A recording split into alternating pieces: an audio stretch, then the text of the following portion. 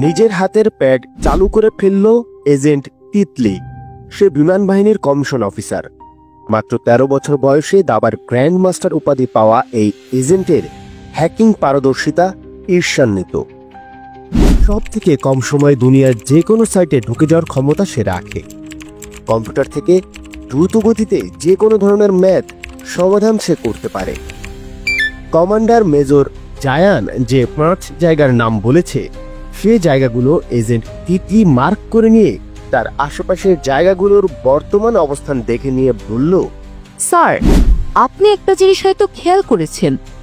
এই ৫ জায়গার মধ্যস্থানে রয়েছে কচুক্ষেত, অর্থাৎ ক্যান্টনমেন্টের পাশে।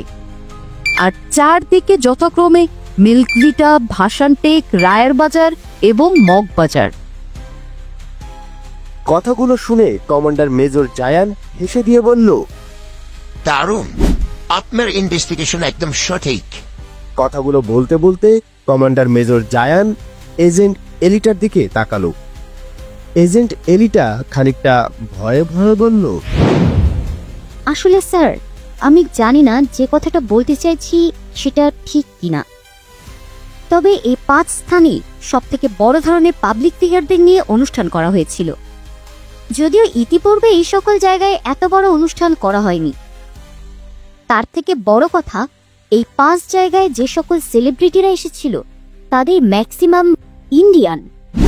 দারুণ বলে চিৎকার করে উঠল কমান্ডার। তার উৎফুল্ল ভাব দেখে চিফ বলল, আপনার কি মনে হয় কমান্ডার, আপনি কি রয়ের দিকে হাত তুলছেন? দুঃখিত স্যার, সেরকম ভাবার কোনো অপশন নেই, কারণ হামলায় ইন্ডিয়ার ৭ জন সেলিব্রিটি মারা গেছে। র কখনোই তাদের নিজেদের সম্পদের উপর আঘাত লাগতে দিবে না, বলল এজেন্ট সাপিন। আপনার ধারণা একদম ঠিক মিস্টার সাফিন। ভারত বা র এত বোকা নয়, তবে তাদেরকে একদম সন্দেহের বাহিরে রাখাও ঠিক হবে না। কথা শেষ করে কমান্ডার এজেন্ট নটের দিকে তাকালো। কমান্ডারের প্রশ্নসূচক দৃষ্টি দেখে মিস্টার নট বলল, দুঃখিত অফিসার, আমার মাথা এত কাজ করে না।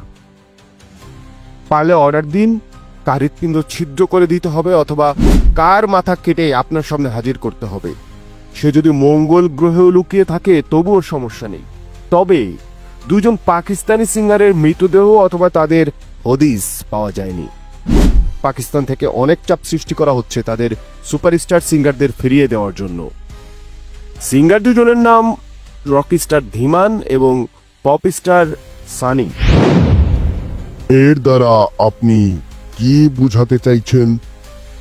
বলল চিফ।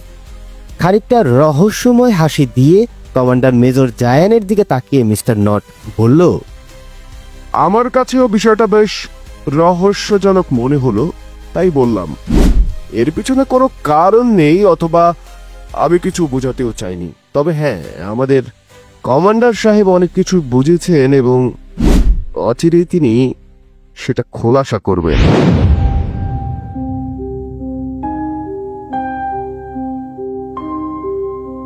কমান্ডার কি জানিয়েছিল আসল ঘটনা?